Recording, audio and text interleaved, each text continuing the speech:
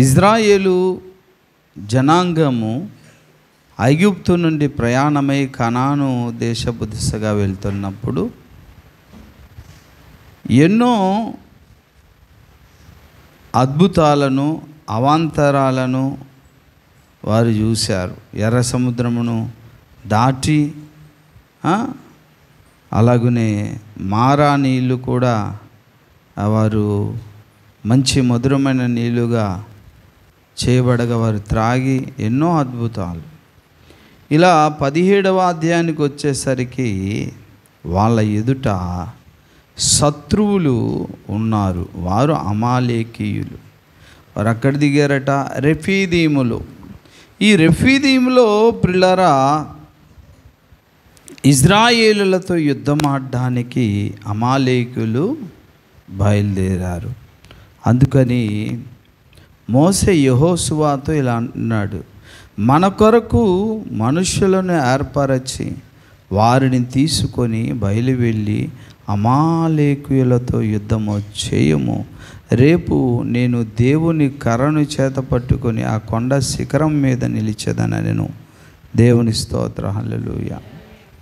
చూసారా, అమాలేకులతో అక్కడ యుద్ధం ఉన్నది. యుద్ధమాడాలి. అహరోను గారు వింటున్నారా? మోషే గారు వింటున్నారా? మీ ఇద్దరి పేర్లు ఎక్కడ ఉన్నాయి? మోషే, అహరోను పక్కపక్కనే కూర్చున్నారు మీరు. కానీ ఆ మోషే అహరోనులాగా ఎప్పుడు మీరు ప్రవర్తించినట్టుగా చూడలేదు. ఇప్పుడు బాధ అదే. అర్థమైందండి? మోషే, అహరోను, హూరు, యెహోషువ అక్కడ మనకు కనబడతారు. వాళ్ళు ఎక్కడున్నారండి? రెఫీదీం అనేటటువంటి ఒక ప్రాంతంలో వారు దిగగా అక్కడ అమాలేకులు వచ్చారు. ఎవరితో యుద్ధం ఆడడానికి? ఇజ్రాయేలులతో. సరే, ఇజ్రాయేలులతో యుద్ధం ఆడడానికి వస్తే వాళ్ళు ఊరుకుంటారా? వెంటనే మోషే ఏం చెప్పారంటే, ఒరే బాబు, నాయన యెహోషువ ఇలా రా, నువ్వు జాగ్రత్త, మన కోసం కొంతమంది సైన్యాన్ని సమకూర్చి అమాలేకులతో యుద్ధమాడు అని చెప్పేసి ఈయన ఎక్కడికి వెళ్ళిపోయారండి? కొండెక్కిపోయారు. ఇదేంటి మోషే గారు కొండెక్కారు, యుద్ధానికి వెళ్ళాలి కదా అని బహుశా మీరు అనుకోవచ్చు. కానీ మోషే కొండ ఎక్కి దేవుని తట్టు తన చేతులు చాచి ప్రార్థిస్తున్నాడు. దేవునికి స్తోత్రం, హల్లెలూయా. దేవుని వైపు తన చేతులు చాచి ప్రార్థన చేస్తున్నాడు. కొండ దిగువనేమో ఇజ్రాయేలీలందరూ కొంతమంది సైనికులు అమాలేకీయులతో యుద్ధమాడుతున్నారు. దేవునికి స్తోత్రం. తీరా మోషే 2 చేతులు పైకి దేవుని ఆరాధిస్తూ, ప్రభువా, నీ జనుల పక్షాన మీరు ఉండి యుద్ధమాడి మాకు విజయము దయచేయి అనుకొని ఒక 20 నిమిషాలు, అరగంట, గంట అయింది, గంట పావు ఎంతో అయింది. మొత్తానికి కాసేపటికి చేతులు ఇలాగ ఎత్తి, ఎంతసేపు అండి? కష్టమే కదా. పాపం తన చేతులు బరువు ఎక్కువయ్యేసరికి కిందకు దించేసరికి అక్కడ యెహోషువ, ఇజ్రాయేలీలు ఓడిపోతున్నారు. అయ్యో, మేము ఓడిపోతున్నా చూస్తున్నారు వీళ్ళు. మోషేతో పాటుగా అహరోను, హూరు కలిసి వెళ్ళారు. ఎంతసేపు అండి చేతులు అలా పైకెత్తుంటాం చెప్పండి? చేతులు బరువు ఎక్కువ, కష్టం. కాబట్టి వెంటనే అంటే మోసే చేతులు పైకెత్తి దేవుడిని ఆరాధిస్తూ దేవుని దగ్గర ప్రార్థన చేస్తున్న కొలది చేతులు పైకున్నంత వరకు కూడా కింద మాత్రం యెహోషువ యుద్ధంలో గెలుస్తున్నాడు. ఇజ్రాయెల్ గెలిచేస్తున్నారు. ఎప్పుడైతే మోసే చేతులు బరువెక్కి కింద దిగిపోతుందో ఇజ్రాయిలు అక్కడ ఓడిపోతున్నారు. యెహోషువ ఓడిపోతున్నారు. చేతులు ఎత్తుతుంటే యెహోషువ కత్తి తీసి శత్రువుల గుండెల్లో 10 మంది తలలు నరికేస్తుంటే ఓహో ఆహో అంటున్నారు. ఎప్పుడైతే మోసే తన చేతులు దించేస్తున్నారో ఇజ్రాయిల్ తలలు ఎగిరిపోతున్నాయి, ఓడిపోతున్నారు. అయ్యో ఏంటని బాధపడుతున్నారు. ఈ స్థితి అక్కడ ఉంది. అప్పుడు ఇది గమనించినటువంటి అహరోను హూరు ఏం చేశారంటే, అయ్యో ఇక్కడేమో మోసే తన చేతులేమో కింద దించుతుంటే అక్కడ ఓడిపోతున్నారు, మోసే చేతులు దేవుని వైపు ఎత్తి ప్రార్థన చేస్తున్నంత వరకు యెహోషువ మా వాళ్ళందరూ కూడా జయిస్తున్నారు. దేవుని స్తోత్రం, హల్లెలూయా. అందుకని ఇప్పుడు మనం చేయాల్సిన పని ఏంటంటే, మోసే ప్రార్థన చేస్తూ చేతులు బరువెక్కి అలిసిపోతున్నారు. మోసేకి ఇప్పుడు ఏం కావాలి? ఊరట కలుగు చేయాలి, కాస్త విశ్రాంతి కలుగు చేయాలి అంటే నేను చూశారు. ఎవరెవరు? హూరు అనే వ్యక్తి, అహరోను, వీళ్ళిద్దరు ఏం చేస్తారంటే ఒక పెద్ద కుర్చీ లాంటి రాయిని తీసుకొచ్చారు. రాయి ఎత్తడం చాలా కష్టం. సరే తీసుకొచ్చి నమ్మది ఎలాగో తీసుకొచ్చి మోషేను దాని మీద కూర్చోబెట్టాడు. హల్లెలూయా. ఇక కూర్చొని తర్వాత హ్యాపీ. ఇంతవరకు బహుశా ఆయన కూర్చోలేదు, అంటే మోకాళ్ళ మీదనే ప్రార్థన ఉన్నాడు. అలా ఉంటూ చేతులు మరి ఎంతకలా చెప్పండి, ఎంతకన్నా ఏంటంటే ఆయన ఏంటి కంప్యూటర్ ఏంటి రోబో ఏంటి కాదు కదా. చేతులు బరువు ఎక్కేసరికి కింద దించేస్తుంటే వీళ్ళు రాయి తీసుకొచ్చి కూర్చోబెట్టి ఈ చేతులు కూడా మోసే దించకుండా ఉండడానికి వీళ్ళిద్దరి చేతులు కలిపారు. ఆ చేతిని పట్టుకొని వాళ్ళ భుజాల మీద ఇలా కూర్చున్నారు. మోసే ఇక్కడ మన సాయి ఉన్నాడు అనుకో, ఈ జోసెఫ్ అనుకో,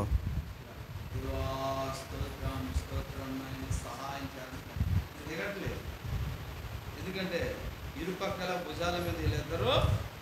భుజాల మీద ఇరుపక్కల వీళ్ళిద్దరూ మోసారు. ఇలా ఉదయం మొదలుకొని సూర్యాస్తమయం వరకు వారిద్దరు అలాగనే ఉన్నారు. ఈయన ప్రార్థిస్తూనే ఉన్నారు, ఈ చేతులు దేవుని వైపు చాచి అడుగుతూనే ఉన్నారు. ఇక్కడ భూమి మీద యెహోషువ శత్రువులందరినీ సంహరించి, అమాలేకుల రాజును కూడా సంహరించి విజయాన్ని చేపట్టాడు. దేవుని స్తోత్రం, హల్లెలూయా, హల్లెలూయా. ఎంత అద్భుతమైన సంగతి. ప్రియ దేవుని బిడ్డలారా, దేవుడు మనకు ఇక్కడ ఒక ఆత్మీయ పాఠాన్ని నేర్పిస్తున్నాడు. మనము యుద్ధము చేయవలసి ఉన్నది. మనము యుద్ధ రంగంలో ఉన్నాము. మనం పోరాడున్నది శరీరాలతో కాదు, ఆకాశమందున్న దురాత్మల సమూహముతో, మతోన్మాదులతో, అసత్యవాదులతో, అబద్ధబోధలతో. కనుక యుద్ధరంగములో యుద్ధము చేయడానికి శక్తి కావాలి, సపోర్ట్ కావాలి, యుద్ధములో గెలవాలి అంటే మనకు కొంత సహాయము కూడా అవసరం. మోసే వెళ్ళి కొండ శిఖరం మీద ప్రార్థన చేస్తుంటే ఎంతసేపు చేశారు పాపం. చేతులు ప్రార్థన చేస్తారు, చేతులు దేవుని వైపు ఎత్తాలి, అలా ఎత్తితే జయధ్వజం అన్నమాట, గెలిచినట్టే. కానీ బరువు ఎక్కేసరికి అలా దిగిపోతుంటే అక్కడ యెహోషువ యుద్ధం ఆడుతూ ఓడిపోతున్నాడు.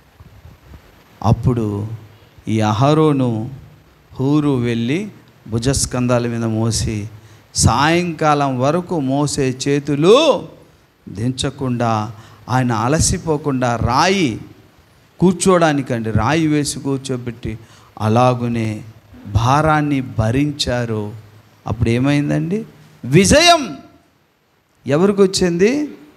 ఇజ్రాయేలందరికీ కూడా విజయం వచ్చింది. దేవుని స్తోత్రం, గట్టిగా స్తోత్రం చెల్లిద్దాం. ప్రియదేవుని బిడ్డలారా, ఈనాడు కూడా మనము చేస్తున్నటువంటి ఆధ్యాత్మిక పోరాటములో అబద్ధ బోధలతో, అసత్య బోధలతో, దుర్బోధలతో, సాతాను శక్తులతో, మధ్యాకాశమందుండు దురాత్మలతో, లోకనాథులతో, మతోన్మాదులతో, క్రీస్తు విరోధులతో యుద్ధమాడుతున్నాం. ఈనాటి వీరు అమాలీకుల కంటే క్రూరులు. వారితో యుద్ధం ఆడాలి అనుకుంటే ఏం కావాలి? మనకు ఏం కావాలి?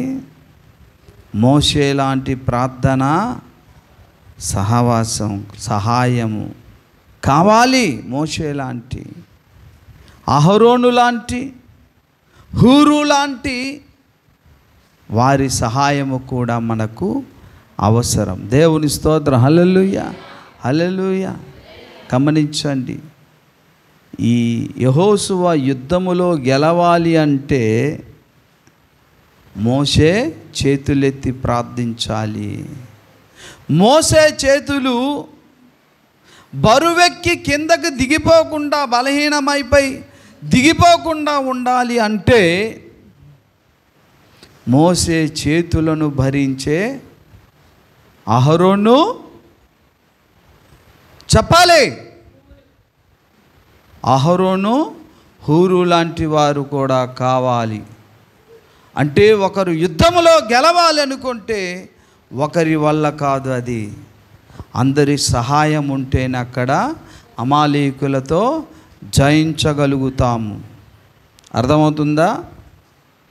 కనుక మనము జయించాలి, ఆ జయములో మనం పాలు పొందాలి, ఆ విజయములో మనము అనుభవించాలి, మనకు బహుమానాలు కావాలి అని అంటే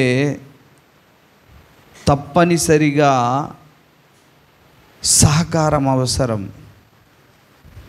ప్రియులారా గమనించండి, ఈ చివరి దినాలలో యేసు రెండవ అక్కడ ఎత్తబడే వచ్చే సంఘం ఎత్తబడే దినాల్లో మనం ఉన్నాం. గత 24 సంవత్సరాల్లో నా వంతు నేను పోరాడుతూ వచ్చాను. ఇంతవరకు 2024 వరకు కూడా వచ్చాము. ఇక మనము చివరి దినాల్లో సంఘం ఎత్తబడేటటువంటి దినాలలో ఉన్నాం. చాలా సీరియస్గా చెప్తున్నాను, వినండి. ఒళ్ళు దగ్గర పెట్టుకోండి, ఒళ్ళంతా చెవులుగా చేసుకొని వినండి. అర్థమైందండి? కనుక మీరు దేవుని పరిచర్యలో ఉంటూ దేవుని కొరకు పోరాడుతాను అన్నవారు, దేవుని సంఘానికి, దేవునికి, సత్యానికి విజయం రావాలి అన్నవారు తప్పకుండా కొంత చేతులు సహాయం చేస్తారు. అర్థమైందా? అందుకే ఒక చెయ్యి ఉంటే కాదు, చేతికి మరో చెయ్యి కలిపితేనే కార్యాలు జరుగుతాయి. ఒకవేళ కలపకపోతే ఏమవుద్ది? కింద ఏమవుద్ది? ఓడిపోతారు. యెహోషువ ఓడిపోయాడు. గమనించండి దేవుని బిడ్డలారా, దేవుని పరిచర్య. అమ్మ వింటున్నారా? ఎవరు మాట్లాడకండి, దగ్గర కూర్చోకండి, తల్లి కూతుర్లు కూడా.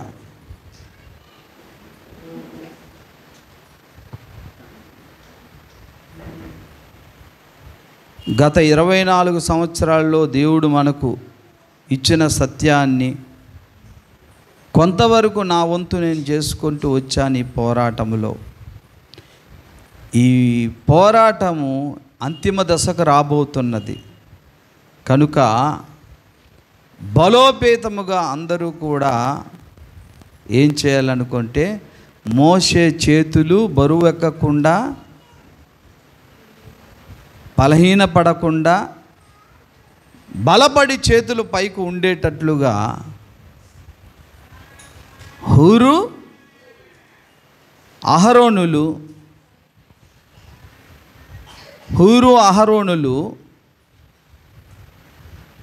సహాయపడినట్లుగా ఈనాడు కూడా హూరు, అహరోనులు లేవాలి. దేవుని స్తోత్రం. అర్థమైందండి? అరే నువ్వు గేట్ వేసి తాళం వేసి ఎవరు వెళ్ళకుండా, ఒకవేళ ఇష్టం లేకపోతే వారు రావడం మానేస్తారు. వచ్చే వారంగా గేటు వేసేయండి. అటు ఇటు తిరుగుతున్నారు ఎక్కువ, డిస్టర్బ్గా, సీరియస్గా చెప్తుంటే.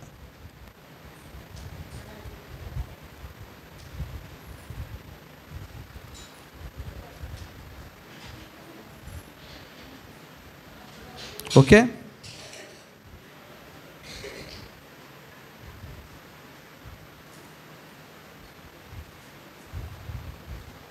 కనుక మోషే చేతులు బలహీనమైపోతున్నప్పుడు ఇద్దరు బలపరిచారు గనుకనే, మోశారు గనుకనే కింద యెహోషువ గెలిచాడు. గమనించండి, ప్రభువు రాకడ దగ్గర అవుతుంది. వితిన్ మనం ఇక టైం అంటూ లేదు, మనకు ఎత్తబడే టైం దగ్గరకు వచ్చేసింది. ఆల్రెడీ ఈ సంగతులు, ఇలాంటి విషయాలు సేవకులకు, పాస్టర్ గారులకు, అన్య జనాంగానికి సువార్తలు ఇవన్నీ చేస్తూనే వస్తున్నాం. అయితే కొంతవరకు నేను పోరాడుతుండడానికి దేవుడు సహాయం చేశారు, మరి కొంతమంది కూడా సహాయం చేశారు. ఈసారి నేను కాస్త బలహీనమవుతున్నా కనుక నేనైతే ఈ గంట్యాడలో కానీ, చీపురుపల్లిలో కానీ, గుర్లాలో కానీ, అటు భోగాపురంలో కానీ ఇలా నెలకొక 2 సెమినార్స్ పెడతాను ఈ విషయాలని చెప్పడానికి. దాని కొరకు నేను టార్గెట్ గమ్యాన్ని చేరలేక నేను కొన్ని ఇబ్బందులు పాలే బలహీనమైపోయినప్పుడు మోషేకు బలపరిచినట్లుగా అహరోను, హూరు లాంటి వారు అవసరం. అలా యుద్ధమాడి ప్రార్థన చేసినప్పుడు ఏం జరుగుద్దంటే ఇజ్రాయిలులకు జయం కలుగుద్ది. అంటే సత్యానికి ఏమవుద్దండి, సార్వత్రిక సంఘమంతా కూడా సంపూర్ణ సిద్ధిలోకి వచ్చి అసత్య బోధలు ఓడిపోతాయి, సత్యం నెగ్గుతుంది. అందుకని మీరు తప్పకుండా సహాయము చేయాలి. నెలకొక 2 సార్లు ఏదో ఒక ఏరియాలో 2 రోజుల సెమినార్ సమావేశం. ఎందుకంటే ఈ సబ్జెక్టు ఒక వారంలో గంటలు అయ్యేది కాదు కాబట్టి 2 రోజులు కనీసం చేసిన తర్వాత ఎందుకు సహాయం చేయమంటున్నాను జాగ్రత్తగా వినండి. నా మొహం చూడండి, మీకు ముక్కుసూటిగా చెప్తున్నాను. అర్థమైందండి? ముక్కుసూటిగా నేను ఎందుకు చెప్తున్నానంటే, ముక్కుసూటి అంటే దాని అర్థం ఏంటో తెలుసా? నా ముక్కు సూదిగా ఉందని కాదు, నిర్మోహమాటంగా చెప్తున్నాను, భయము లేక, ఎవరికి భయపడక. ఏలియా తత్వం ఎవరికి భయపడడు తెలుసు కదా. యేసయ్య కూడా మొహమాటం లేక చెప్తాడు తెలుసు కదా. అలాగే ముక్కుసూటిగా అంటే డైరెక్ట్గా, ధైర్యముగా, ఖరాఖండిగా చెబుతున్నా. మీరు నెలకొక్కసారి ఆ 2 డేస్ కూడా కంపల్సరిగా సహాయం చేయాలి. హూరు, అహరోను లాంటి 10 మంది బిడ్డలు లేవండి, లేచి మీరు ఆర్థిక సహాయం చేయండి. ఎందుకంటే ఒక ఏరియాలో ఒక 20 మంది పాస్టర్ గారిని పిలుస్తాం, అక్కడికి వెళ్తాం, పాస్టర్ గారిని కన్సల్ట్ చేసి సార్ 2 డేస్ సెమినార్ పెడతాం. ఆ 2 డేస్కి మధ్యాహ్నం పూట భోజనాలు, 2 రోజులు అయిపోయిన తర్వాత ట్రావెలింగ్స్, కనీసం ఒక 200 ఒక పాస్టర్ గారికి. ఎందుకు ఇవ్వాలి అని అంటే గమనించండి, ఈనాడు పాస్టర్ గారికి ఫైనాన్షియల్గా రావాలంటే చర్చి తప్ప వేరే సోర్సెస్ లేదు. కాబట్టి వాళ్ళు ఉదయం నుంచి సాయంత్రం వరకు 2 రోజులు వినుట వల్ల వాక్యమైతే అందుద్ది, మరి తనకు అంటే కావలసిన కనీసం ఛార్జెస్ కానీ, వారింటికి కావలసిన ఒక 2 కేజీల రైస్ కానీ అందించాలి కదా. అర్థమవుతుందండి? అందుకని ఇక టైం లేదు, తప్పకుండా ఈ కార్యక్రమాన్ని మనము చేయాలి. అలాగ మోషేకు సహకరించాలి. ప్లస్ ఈ విషయాన్ని పాస్టర్ ఏస్తాస్ గారు ఎప్పుడు డబ్బులు అడుగుతున్నారు, చేసుకుని ఏదో చేస్తున్నారు అనుకొని గుసగుసలు మీరు ఒకవేళ చెప్పుకుంటే మీరు శాపగ్రస్తులు అవుతారు. దేవుని బహుమానాలు కూడా రావు. ఎందుకంటే మనం విజయం పొందిదే కదా, యుద్ధములో గెలిస్తే కదా బహుమానం వచ్చేది. కానీ కొంతమందికి ఆ బహుమానము కూడా సాతానుగాడు చెందనివ్వకుండా చేస్తాడు. సమాధానం, ఆ బహుమానం నీకు పొందనివ్వకుండా కూడా సాతానుడు చేస్తాడు. ఎలా అంటే ఎవడైతే ఇవ్వడానికి ఇష్టం లేదో వాడు ఏం చేస్తాడంటే చెప్తాడు, అయినా పాస్టర్ గారు ఇలా అడగడమేట్రా, నాశనమే ముంచుకొచ్చేస్తుంది. యుగాంతం అయిపోతుందా? ఇంకా ఈ యొక్క ఏంటండి ఇచ్చికప్పు మాటలతోనే ఉంటావా? దేవుని పని చెరుపుతూనే ఉంటావా? దేవుని పని చెరపడమే కాదు, దేవుడు అనుగ్రహించే బహుమానం కూడా పోతుంది నీకు. దేవుని యొక్క గెలుపులో పాలు పొంపులు కూడా నీకు ఉండదు. సరికదా, నీవు పొందుకోవలసిన బహుమానం పోగొట్టి నీ పక్కవాడి బహుమానాన్ని కూడా నువ్వు అపహరించి పోగొడుతున్నావు. బైబిల్ చెప్తుందా మాట చూడండి ఒకసారి. ఎఫెసీయులకు రాసినటువంటి పత్రిక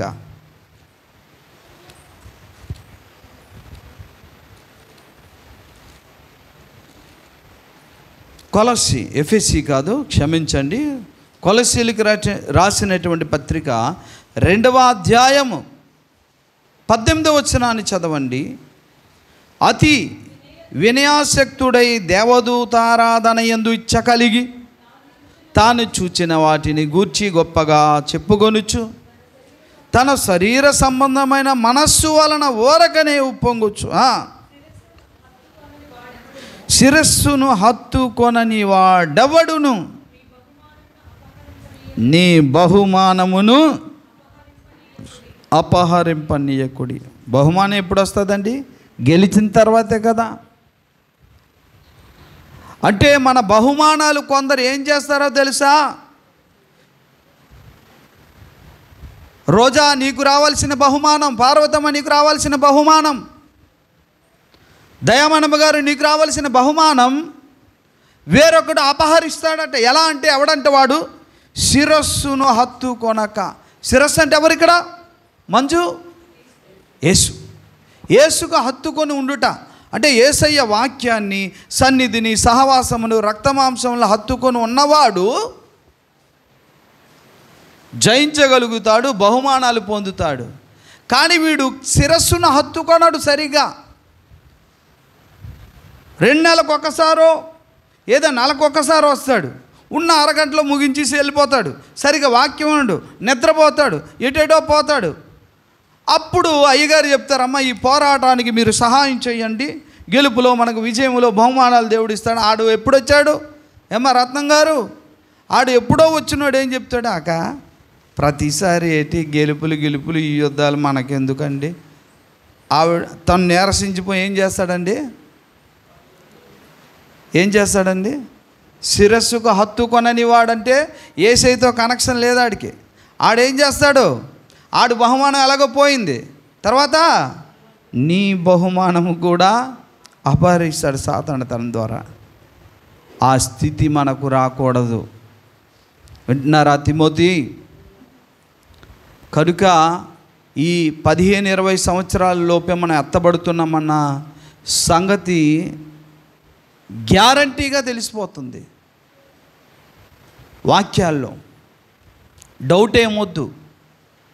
నెక్స్ట్ వాక్యం కూడా మీరు వినండి. డైరెక్ట్ వెళ్ళిపోతాను వాక్యం. స్తుతి ఆరాధన చేయను, ఇంకా 1:15 అయింది కాబట్టి. కనుక మనము చేయవలసిన మన వంతు సేవ మనం చేసుకొని వెళ్ళడానికి, ఈ సత్యం పట్ల విజయం మనకు రావడానికి ఏం చేయాలి? కింద యెహోషువ యుద్ధమాడుతున్నాడు. యుద్ధములో గెలవాలంటే మోషే చేతులు పైకి ఉండాలి. మోషే చేతులు బరువెక్కి దిగిపోయినప్పుడు యెహోషువ ఓడిపోతున్నాడు. మధ్యలో ఎవరు సహకరించారండి? మరో 2 చేతులు, 4 చేతులు కలిసాయి. ఎవరికి? మోషేకు. అక్కడ 4 + 2 6 చేతులు కలిపి 7వ చేతిగా కత్తి పట్టుకొని యెహోషువ అమాలేకులందరినీ చంపి విజయాన్ని చవి చూశారు. అలా జరగాలంటే నా ఒక్కరి వల్ల కూడా అవదది. దేవుడు మీకు అనుగ్రహించిన భాగ్యం అది. ఇందులో మాయలు, తంత్రాలు, మంత్రాలు ఏమీ లేదు. నేను చెప్తున్నాను, సేవకు మీరు సహాయం చేయాలి తప్పనిసరిగా. నేను మాయ చెప్పేసి అమ్మ ఏం పర్లేదు 3-7 వారాలు ఉపవాస ప్రార్థన చేయి, బలంగా అయ్యగారులకు కానుకలి, మీ పెద్ద అయ్యగారని నన్ను 10,000 ఇయ్యని మాయమంత్ర తంత్రాలు ఎప్పుడూ చెప్పను, అక్కర్లేదు. ఎందుకంటే అది దేవుడి తీర్పులో అడుగుతుంది. అలా మాయ చేసి తీసుకొచ్చు కొందరు. ఆ బాధ ఎందుకు? నా బిడ్డల దగ్గర నేను నిజం చెప్తాను, నా బిడ్డలు ఇస్తారు, నా మాట వింటారు. అందుకే ఇది అవసరం, నాకు ఇవ్వండి అమ్మ అంటాను. అందుకని ఖచ్చితంగా ఊరు అహరోనుల్లా మోసే చేతులు బరువెక్కగా బలహీనమవ్వకుండా పైకి ఎత్తే ఉండేటట్లుగా నేను భరిస్తాను అన్నవారు ఒక్క 10 మంది అహరోనులు 10 మంది హూరులు లేస్తారా? ఎవరైనా నెలకొక్కసారి వచ్చే నెల నుంచి వచ్చే వారం నుంచి నెలకొక్కసారి 12 సార్లు జరుగుతుంది ఇది. ఆ మీటింగ్కి నేను నిలబడతాను అన్నవారు లేచి నిలవబడండి. లేరు అనుకుంటే ఇంకా నా జీవితంలో దీనికంటే మరొక సిగ్గు మరొకటి లేదు. ఎందుకంటే నేను గొర్రెల కన్నాను అనుకున్నాను కానీ బర్రెల్ని అనుకోలే. అర్థమవుతుందా మీకు? గొర్రెలా బర్రెలా చెప్పండి అయ్యా. ఎవరు లేస్తారు? 10 మంది. మీరు ఖచ్చితంగా ఆ మీటింగ్కి ఎంత కాదు మనిషి ఒక 500 10 మంది. తర్వాత కొంతమంది నాకు సాయం చేస్తారు సపరేట్గా. 10 మంది కంపల్సరిగా. మీరు చచ్చేంత వరకు, యేసు వచ్చేంత వరకు. మధ్యలో మరి ఇస్తావా చేస్తావా నేను అడగను. నిజంగా లేకపోతే లేదనుకో సరేలేమ్మ అంటారు. అందరిగా భాగ్యం రాదు. హూరు అహరోన్ లాంటి వారికే అర్థమైందా ఆ భాగ్యం వస్తుంది. అంత సంపాదించి ఇక్కడ వదిలేసి టపీమని మరి చచ్చిపోయి వెళ్ళిపోకండి పరలోకం. బాధపడతారు. ఏముండదు. చెప్తున్నాను కదా, వినండి. మీ దగ్గర ఏదో లాగేసుకొని వెళ్ళిపోవడానికి కాదు నా బాధ వేదన. వాక్యం విన్నారు కదా. కనుక నేను చెబుతున్న ప్రతి మాటలు దైవ సేవకులందరూ వింటున్నారు, గ్రహిస్తున్నారు, చెబుతున్నారు. ఇది మనకు అవసరం. మొత్తం స్ప్రెడ్ అవ్వాలి. అత్యవసరం. నేను డచ్చీలు డబ్బాలు కొట్టుకోవట్లేదు.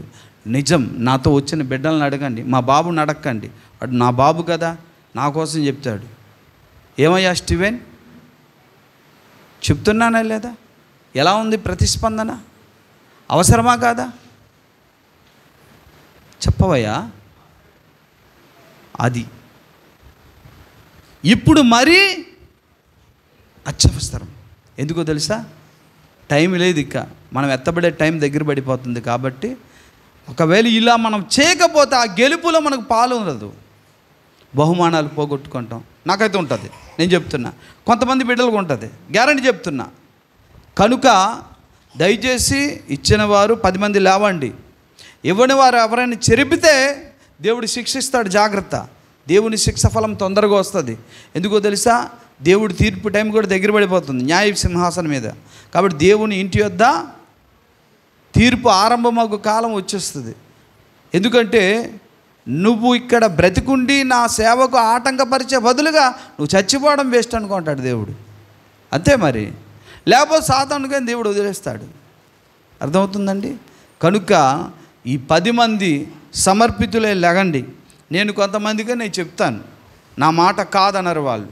స్టీవెన్ ఓకేనా? కాదని వారు 10 మంది చాలు. 1 2 3 4 5 6 7 ఎంత? ఎనమండుగురు. స్టీవెన్ 9 10. ఏమ్మా మీరు ఇస్తానని సంతోషమే. ఓకేనా? Bharati,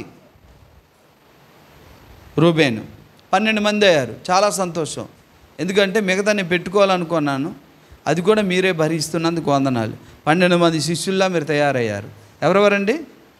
Reuben, Joseph, దయామనమ్మ, Steven, Beulah, పాస్టమ్ గారు, ఇంకా భారతి గౌరమ్మ. ఓకే, వినండి. ఇక తిరుగులేదు. అవునా? చూడండి వాళ్ళ అర్థమైందే లేదా ఆమెకి. ఓకేనా? సరే సరే, తర్వాత చెప్పండి. ఓకే, ఈ కంటిన్యూగా మీరు ఇవ్వండి. ఒకవేళ లేకపోయినా అప్పు చేసి ఇవ్వండి, తప్పేం లేదు. అప్పు చేసి ఇచ్చినా తప్పు లేదు. ఎందుకంటే ఇది అవసరం, అత్యవసరం. అసలు నాకు నిద్రే పట్టట్లేదు తెలుసా. కొన్ని విషయాలు నాతో చాలామంది పాస్టర్ గారులు కలిసి ఉన్నారు. సార్, సమాజానికి మనం చెప్పకపోతే ఎవరు చెప్పరు. బైబిల్ కాలేజీల్లో కూడా ఈ విషయాలు చెప్పట్లేదు.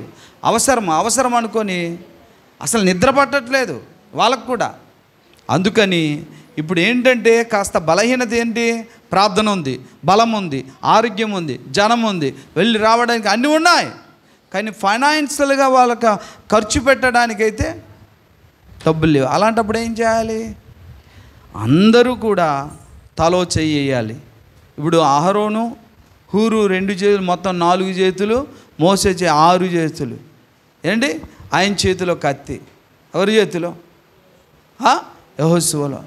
అలాగేంటండి ఏమైంది అప్పుడు? ఇజ్రాయేల్ అందరికీ ఏమొచ్చింది? గెలుపు వచ్చింది, విజయం వచ్చింది. అది అలా చేద్దాం ప్రియులారా. ఏ ఒక్కరు కూడా ఆఫ్టర్ ఈ బల్లారాధన తర్వాత వెళ్ళిపోకండి దయచేసి. స్పెషల్ రిక్వెస్ట్, నేను బల్లారాధన అయిపోయే కానుకలు ఇచ్చి ఇవ్వగానే డైరెక్ట్ వాక్యంలోకి వెళ్ళిపోతాను. ప్రార్థన చేద్దాం, తల వంచండి, ఎవరు వెళ్ళకండి.